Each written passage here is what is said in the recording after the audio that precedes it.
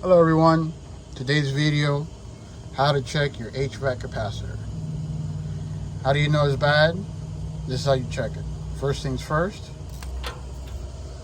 shut off your breaker. Turn it off, check for power, right here, okay?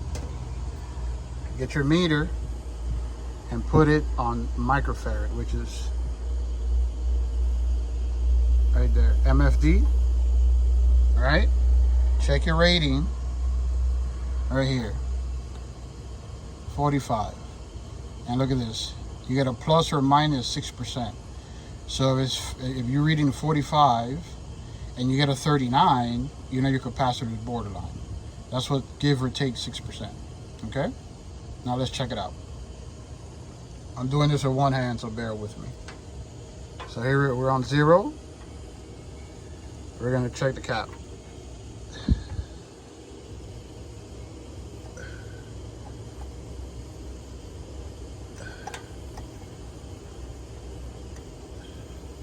And what do we get? 44.5. So we're good. This is good. We got a 45 and we're reading 44.5. So this is a good cap. So that's how you check your capacitor. For more videos like this, let me know, leave a comment. Don't forget to subscribe, share, and follow us.